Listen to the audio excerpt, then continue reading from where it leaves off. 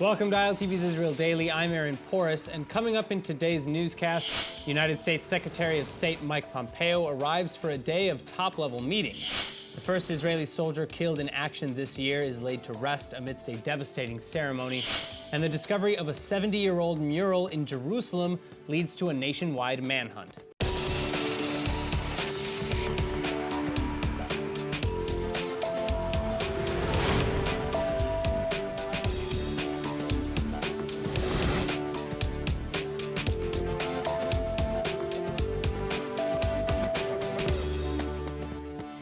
To begin today's news, fear has gripped central Israel after a man armed with a knife stabbed a security guard outside of the Sheba Medical Center in the city of Ramat Gan, just outside of Tel Aviv.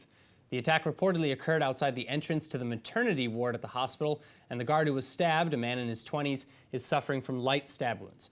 As for the suspect, the security guard who was stabbed managed to shoot the attacker back, and Magen David Adom paramedics have since declared him dead. Finally, though, police are still investigating this attack.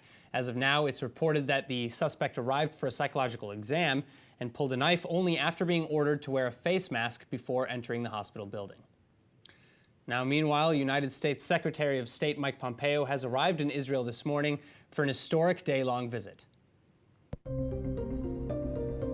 Addressing the press before noon, just moments after landing in Israel, United States Secretary of State Pompeo and Prime Minister Netanyahu discussed plans to talk about the coronavirus, Iranian threats to the region, and of course, the United States' Middle East peace deal between Israel and the Palestinians. Now we're about to form a national unity government tomorrow. I think that this is an opportunity to promote peace and security based on the understandings that I reached with President Trump in my last visit in Washington in January. And these are all tremendous challenges and opportunities. And we can do them because we have such a powerful bond. We'll get a chance to talk about the vision for peace. We're now some months on from the day that you came to Washington when President Trump announced that vision for peace when you were there. There remains work yet to do, and we need to make progress on that. I'm looking forward to it. All that said, Pompeo has fallen short of giving any approvals of Israel's planned annexations within Judea and Samaria or the West Bank. And in the past, the Secretary of State has suggested that it's Israel's decision in the end, but that the government shouldn't rush into extending its sovereignty just yet. Meanwhile, Pompeo's visit in Israel will only last a few short hours before his return flight to Washington. And his entourage's itinerary will be strictly controlled. His meetings will include sit-downs with both Prime Minister Netanyahu and co-Prime Minister/Defense Minister Benny Gantz. As for American officials, Pompeo and his team and the Israelis set to meet them have all been undergoing regular testing and checkups in the days leading up to this trip. And United States Ambassador David Friedman has backed out of the meetings at the last moment over reports of respiratory issues, though he is testing negative for COVID-19. And now joining us with more on the implications of the first diplomatic visit to Israel since the outbreak of COVID-19, we have the president of the Jerusalem-Washington Center, Gideon Israel. Thank you so much for being with us. Now, why was it important for the United States Secretary of State to come to Israel now? And what are the main goals of this meeting? Well, this is the first time that Israel has a government in more than a year. And there are a few important topics on the agenda to discuss. One is, of course, the Trump peace plan and how it will unfold in the next few months. Will Israel apply sovereignty over certain areas of Judea and Samaria? Another issue is obviously to speak about Iran's aggression in the region. And there's, of course, the coronavirus and how Israel's combated it and how America has and what information they can share together, specifically on vaccines. And the other thing is the future of China policy.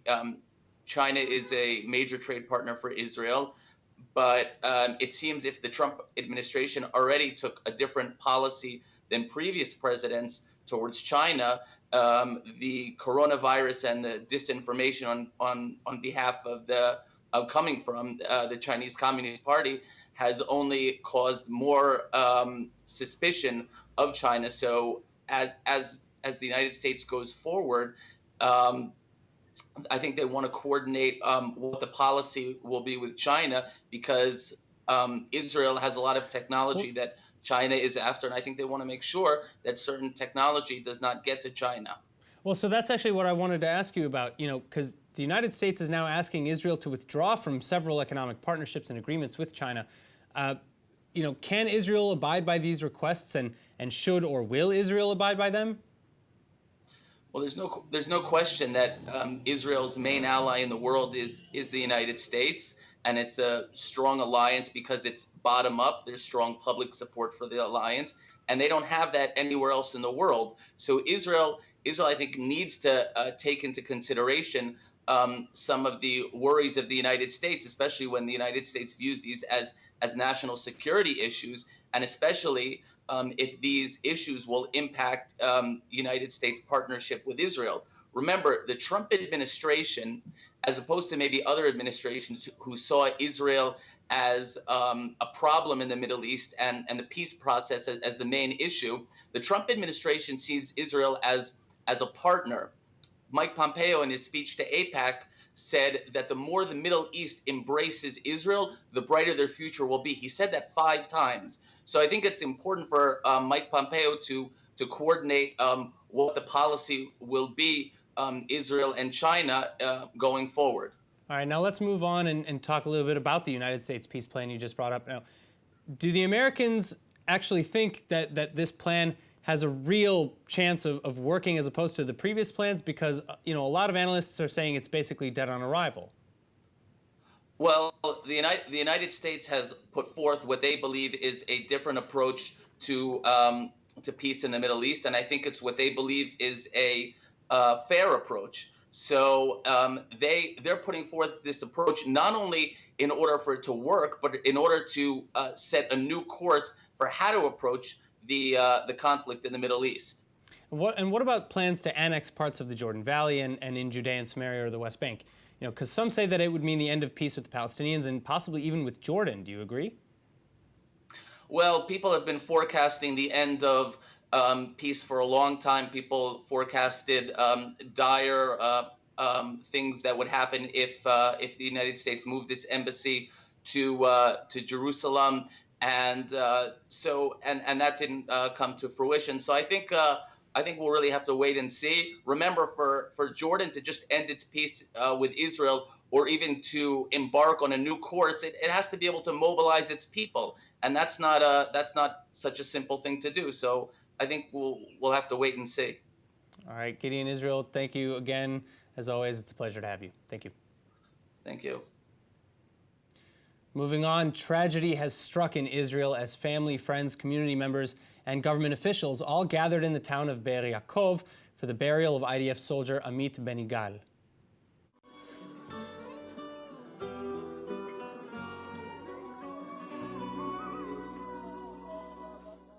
The nation is in mourning. Hundreds of crying faces were seen peppering the crowd Tuesday at the funeral of Israeli Defense Forces soldier Staff Sergeant Amit Ben-Igal. As of now, the 21-year-old soldier from the Golani Combat Unit is the only Israeli soldier to be killed in action this year. Defense Minister Naftali Bennett addressed Ben-Igal's unit, pushing them to catch the wicked person who killed him and ultimately, quote, defeat Israel's enemies. His parents eulogize him as a hero worthy of admiration, though, crying out for him to guard them from above.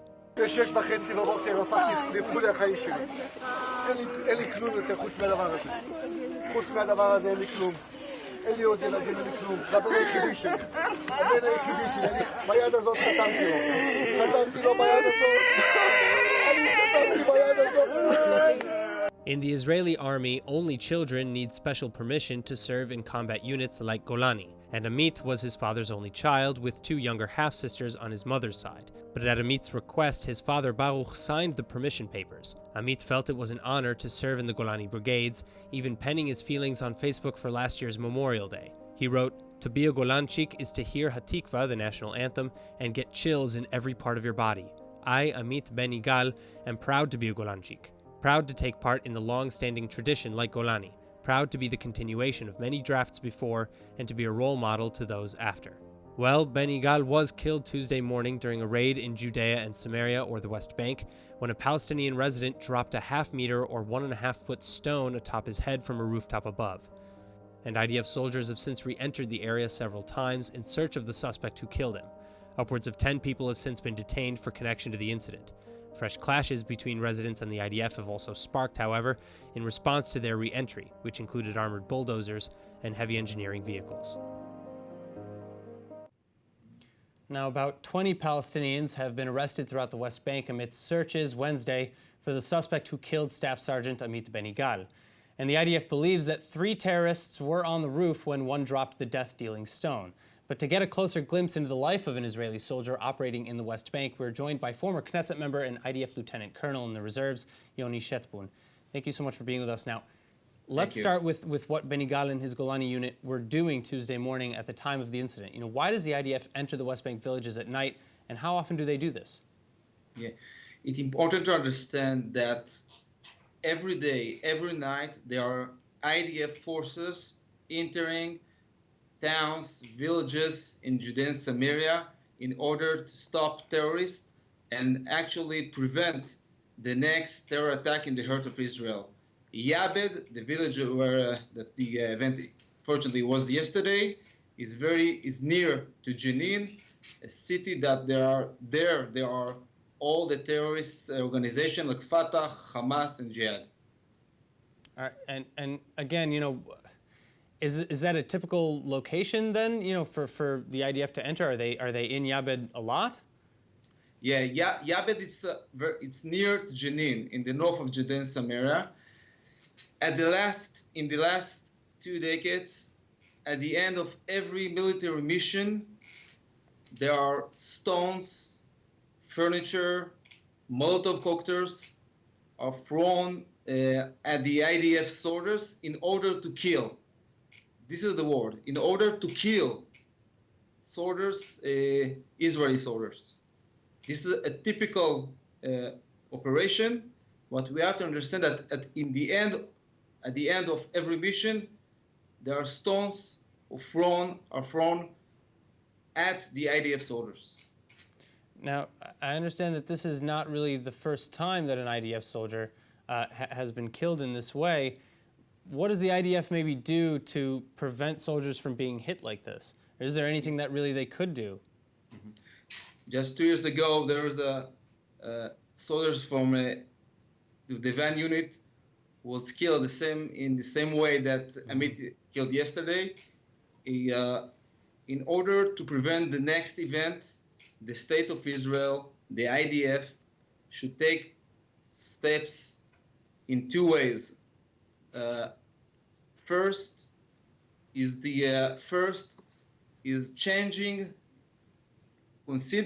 consider changing the opening fire instruction.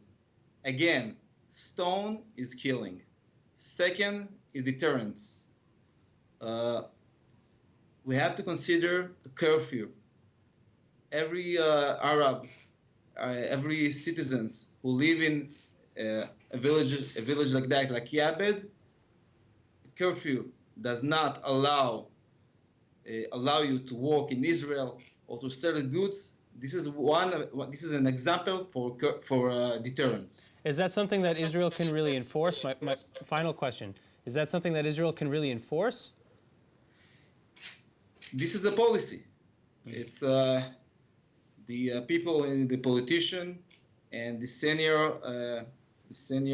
officer in the IDF have to make this decision to change the method of the fire opening instruction in Judea and Samaria, at the same time to empower the deterrence in the villages and the town, all the Judea and Samaria. The IDF, as an officer in the army, as a lieutenant colonel in the army, the IDF the soldiers of the IDF are doing a good job in Judea and Samaria, but we have to prevent the next event. All right. Well, of course, our hearts go out to the family and friends of Staff Sergeant Benigal. Lieutenant Colonel, thank you so much again for joining us. Thank you very much. All right. Now, another 2 victims to the COVID-19 pandemic brings the total Israeli death toll up to 260 by Wednesday morning, and 23 new cases have been confirmed, raising active infection numbers to 4,186, while 12,000 have now recovered. But as the Lag BaOmer holiday comes to a close, fresh fears of a second outbreak are rising. Thousands of ultra-Orthodox worshippers have been continuing to ignore virus restrictions on crowd sizes. taking to the streets across the country to light traditional bonfires and breaking into a sacred tomb compound at Mount Meron. Footage reportedly from the site even shows a number of Orthodox men breaking down the door to the tomb, and more than 300 Haredi men were arrested there, when riots later erupted, with police attempting to split the crowds. התקהלויות, נשים, ילדים, משפחות, התקהלויות באופן כזה שסיכנו גם את עצמם וגם את השוטרים והכוחות שהיו במקום. השוטרים ביקשו מהם מספר פעמים להתפזר ולעזוב את המקום. לא רק שהם לא נענו, גם התחילו יידויי אבנים לעברם, ואז נאלצנו לתגבר פה בכוחות את המקום ולפזר את האנשים ולבצע מעצרים בכדי להפסיק את הסכנה הזאת לבריאות הציבור. As of this morning, however, 317 people arrested overnight at the tomb of Rabbi Shimon Bar Yochai on Mount Meron have been released. 3 suspects are still under arrest, however, for assaulting police officers. On a related note, coronavirus restrictions are still easing every day, and in the coming weeks, international flights between Israel and select other countries is also set to begin. But how will the airlines deal under the post-coronavirus regulations? And will there even be much of a demand? Here to answer is Gil Stav, the Vice President of Marketing and Sales at Israel. Now, how has the pandemic affected Israel specifically? How many employees are on leave or were let go? And how many are likely to return in the coming weeks? Israel as an airline, of course, suffered from the corona situation. Right now, around 65% of our employees are not working. We already extended the relief until the 31st of August. That means that we are optimistic that there will be flights again, but not so soon. Wow.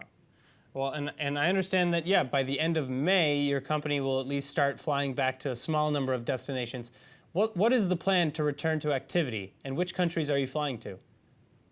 Okay. Right now, we are doing basically mostly rescue flights. We believe that in the beginning of June, we'll start some sort of a pilot, maybe to fly to close destinations such as Cyprus or Greece. We think that the sky will start to be opened at the beginning of July. We're going to concentrate first on safe countries that, of course, we know, or Israel knows that there is no COVID-19 in them, or it's a good situation.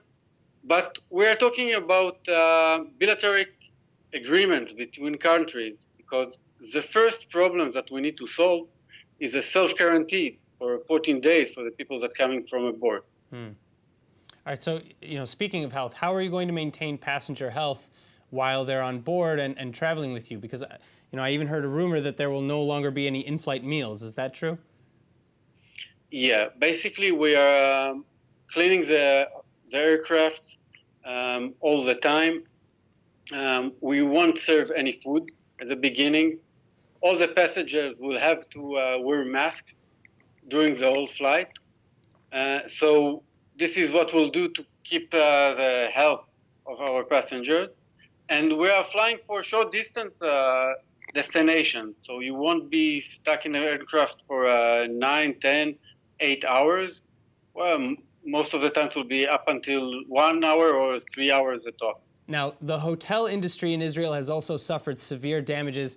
What cooperations do you have with them? What kind of deals can tourists maybe take advantage of? Well, we are building packages with the hotel here in Israel to Eilat.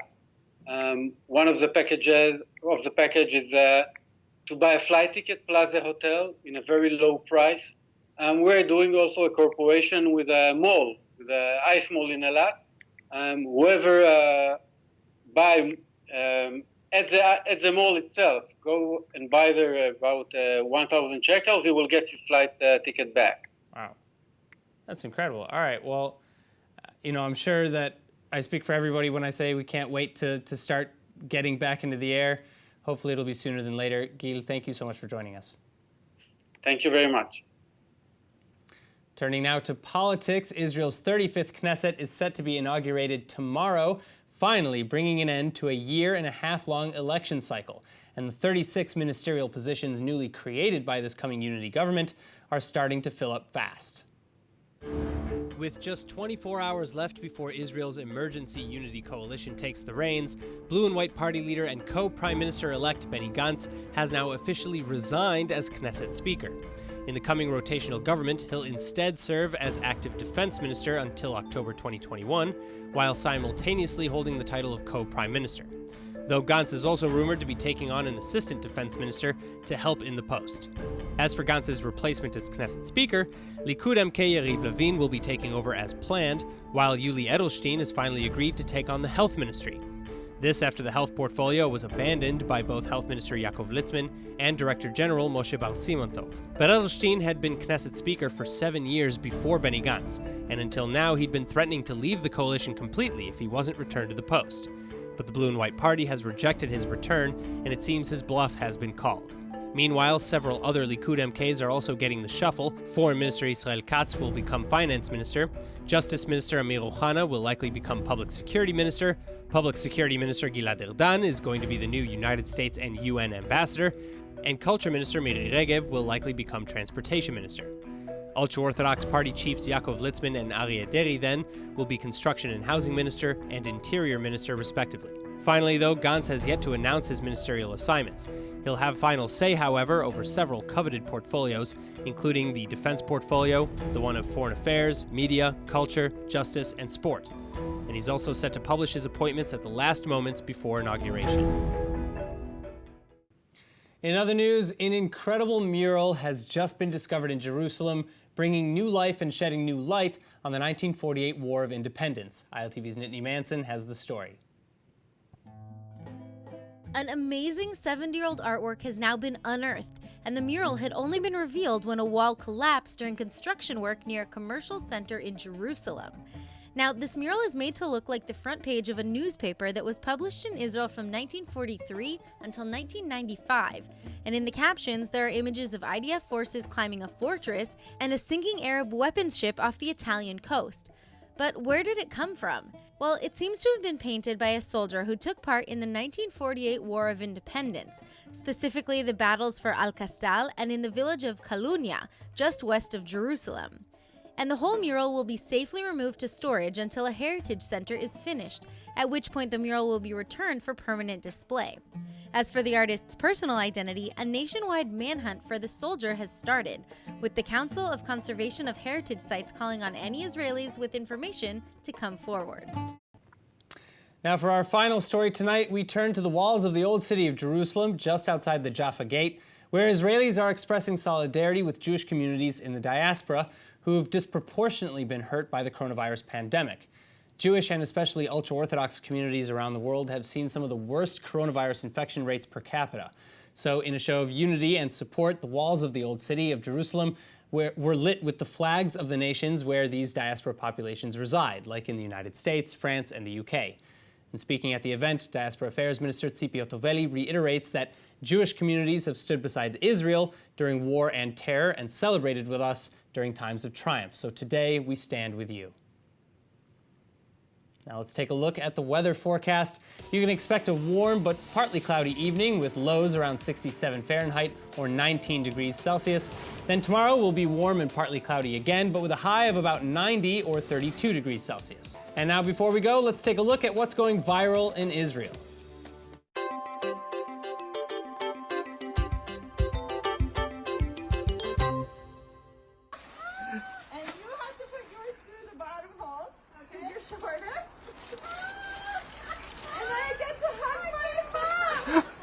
I love the innovations born of necessity. This is the best, newest way to hug amidst the coronavirus.